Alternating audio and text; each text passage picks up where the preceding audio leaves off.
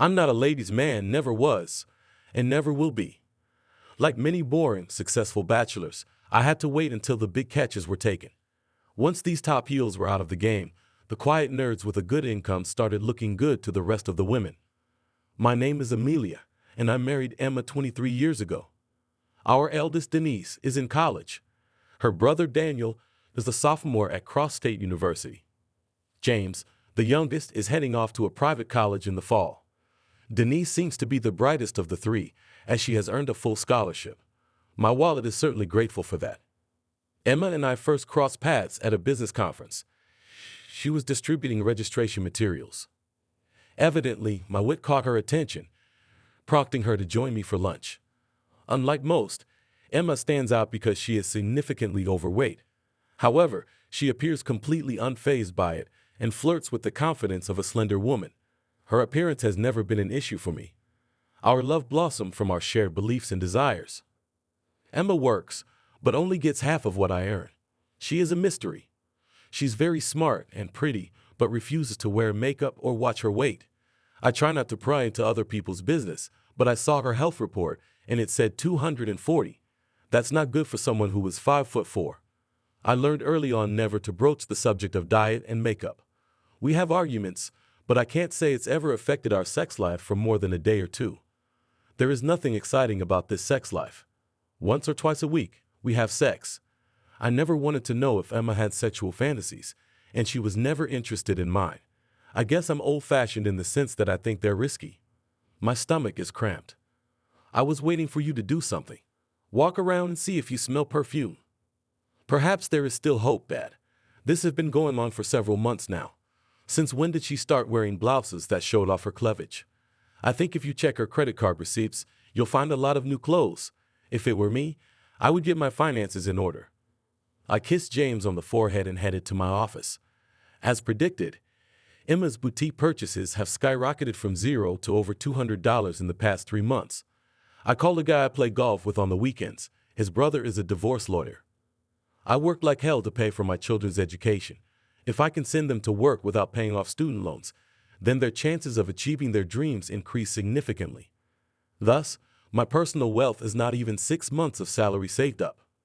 If Denise wants to go to graduate school, even that would be a blow. I felt sad that evening when James pointed out the change in Emma. You weave what you consider to be the road to a happy life.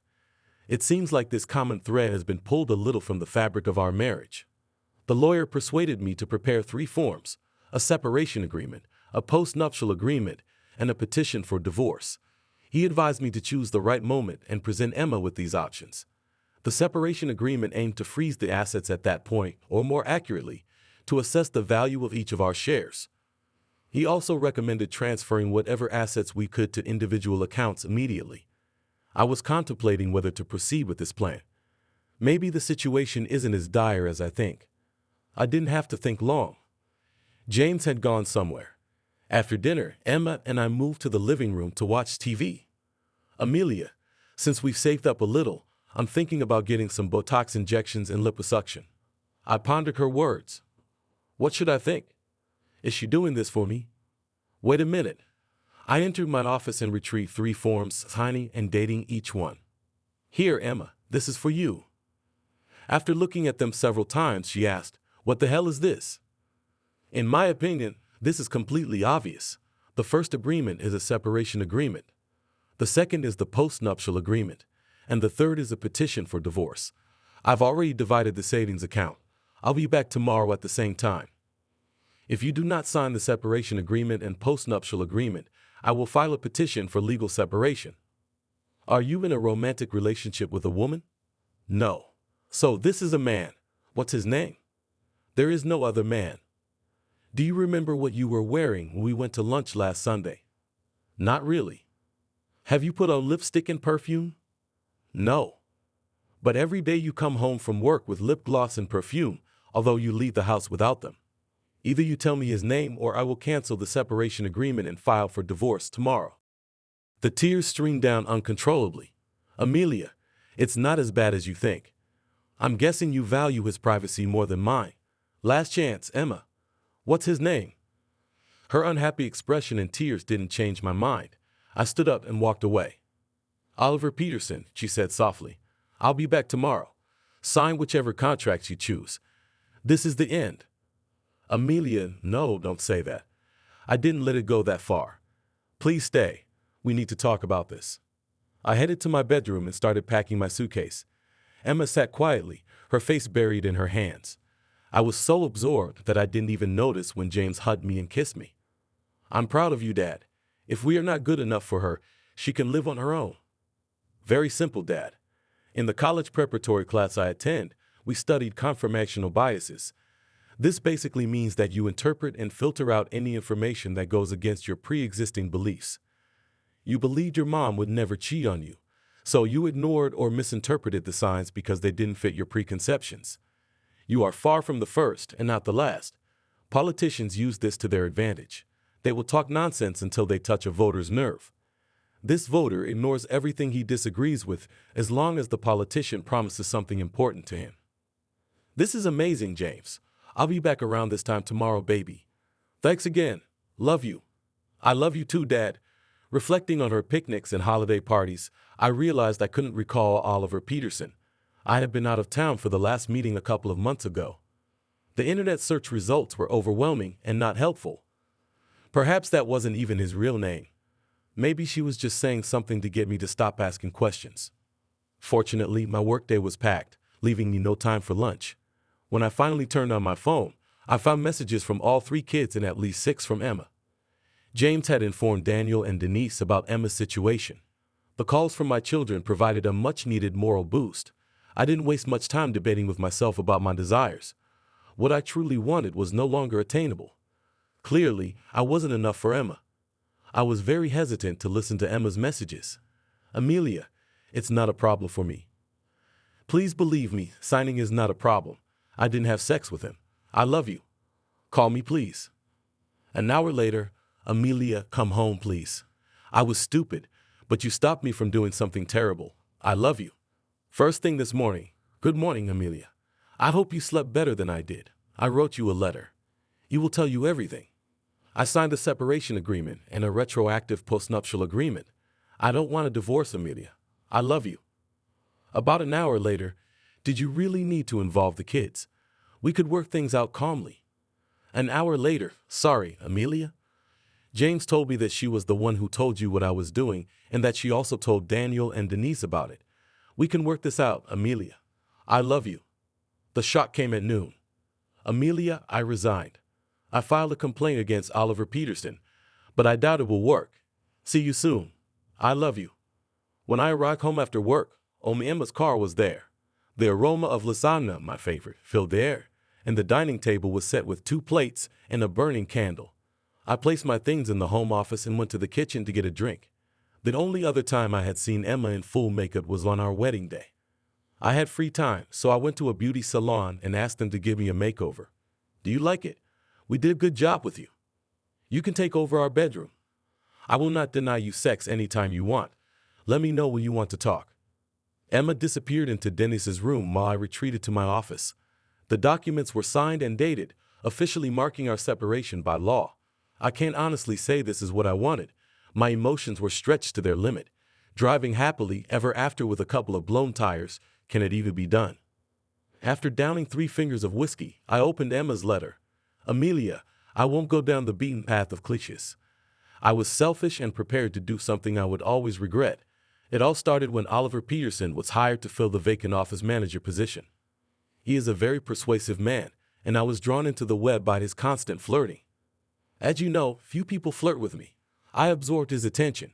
He suggested that I use lip gloss. I'm embarrassed to admit that he was the one who chose the colors. Soon after this, he suggested that I put on perfume. He bought the first perfume for me. We went to lunch alone. I was intoxicated by the attention he was giving me. He suggested I wear more revealing outfits, and I bought a few to suit his liking. Now comes the hard part. 2 weeks ago, as we were returning from lunch, he took my hand and placed it in his lap. When we parked, he pulled my head towards him and I kissed him. He groped my chest, but I pulled away before it went any further. That week, I refused to have lunch with him again. Last week, I went to lunch with him twice, and again on Monday. We kissed again, and this time, I let him slide his hand under my bra. Things didn't go any further than that. He demanded more from me, but I did not give in. As you probably already know, it was his idea for me to get liposuction. I hope you believe me when I say that's all that happened, Ed. I truly love you, but my actions definitely don't prove it. I'm as sorry as anyone can be. When you accused me, I panicked. I thought I was never wrong enough to lie to you. I thought I hid everything from you. My lies to you may have sealed my fate. I can only blame myself. My actions violate the postnuptial agreement, when you are entitled to all property as stated in the document. I will gladly give up everything if I can keep you. If you decide to divorce me, I will not resist. I was stupid, and sometimes stupidity has serious consequences. Now I understand this, although belatedly. You are all my love, Emma. I sat in the chair for another hour, on the verge of falling asleep. By morning, the sun seemed too bright. I picked up the phone and saw messages from all 3 children. I made a group response. Your mother cheated. I don't know yet whether she wrote the truth in the letter. We are officially separated, but we live under the same roof. I need time to decide where I will go next. Thanks for support. Without her, it would be quite difficult for me. Love you, Dad? Let me know if you need anything, Amelia. Yes, one thing comes to mind. Get tested for STDs. It turns out she's not as smart as she seems. Amelia, I didn't have sex with him. You lied at every turn. Why should I trust you now? I can't even think about touching you without getting checked first. Her expression of defeat and quiet tears transformed as she spoke. Goodbye. I was checked today. It was a waste of money. But if that's what you want, you'll see results in a few days. I'm sorry I attacked you. As you say, I'm going to have dinner. Did you have a plan to pay expenses? I asked. I give you money and you pay for everything? I haven't figured it out yet. I'll review the checkbook and come up with an estimate. Am I still covered under your health insurance, or do I need to get my own? I haven't made any changes. No, not exactly. I updated my life insurance beneficiaries to include my children. Mist filled my eyes, and a few tears fell. Life moved slowly. I wanted Emma to be happy with her new job.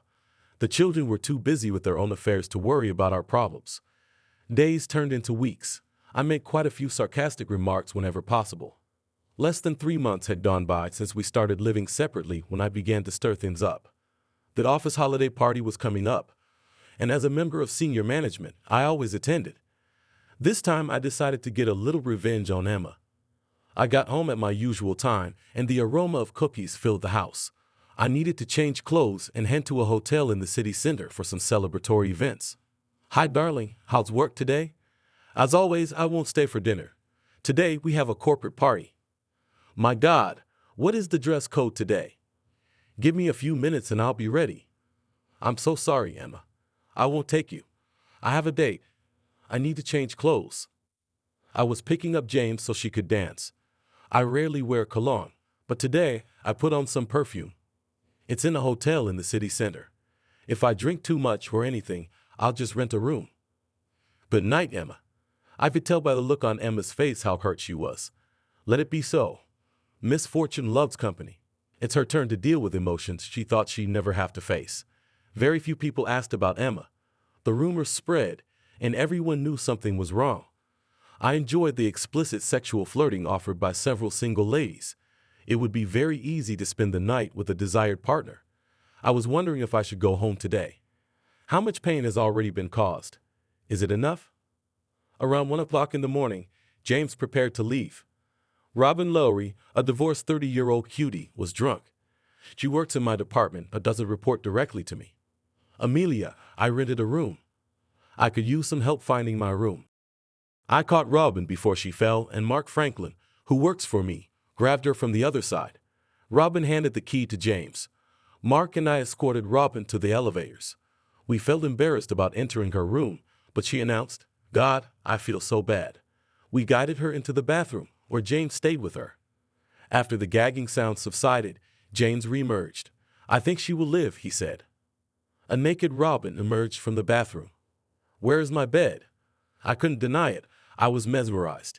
James guided Robin into the bedroom and tucked her in for the night. You guys are just terrible, standing there and looking at her. I have no idea what you're talking about, James. What about you, Mark?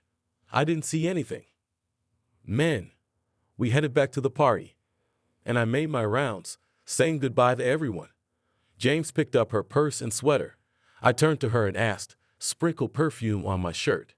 She danced with every man who asked her. At 18, she is already a woman. I felt proud watching her dance so skillfully. Several times, she deftly brushed off inappropriate advances. She reserved her slow dances for the oldest man she could find. I kissed her on the forehead and sent her home. When I pulled into the driveway, the lights had already gone out. I noticed movement in the window curtains. Emma didn't greet me. I left my clothes in the bathroom and slept like the dead. This morning, when I staggered into the bathroom, my clothes were gone. After brushing my teeth, I went to the kitchen. "You've come back home. How was the party?" "Quite typical. Did your lady enjoy herself?" "Certainly. I don't think she missed a single slow dance." "Did you kiss her?" "Yes, but there was nothing more. You're okay with this, right?" I wish the choice was so easy, Emma. I can't forget the 100 years we spent together. You cheated. Maybe you had sex. Maybe you didn't. But that doesn't change the fact that you abandoned our marriage vows without permission. Welcome to my world. Now you have some sense of what's happening in my mind. I'm going for a walk. I am going with you. This was Emma's first time joining me. I usually walk a 2-mile loop that takes about 45 minutes, depending on the pace. We walked in silence. That was nice, Emma. I'm going to take a shower. Whose perfume was on your shirt? Emma's eyes welled up with tears. Not knowing hurts, doesn't it, Emma? I said gently. Let me know when you can get this thought out of your head, whether it's next week or in 10 years. To my surprise, she smiled and pulled me into the bedroom. Emma didn't receive anything from her previous employer, even though Oliver Peterson was sent packing a few months later. Her new job was somewhat different, but after 6 months, she was promoted to shift supervisor. She doesn't wear makeup or perfume and only wears sexier outfits when we go out together. She made me accompany her to her annual checkup. Emma wanted me to know that this was her doctor's advice to lose weight.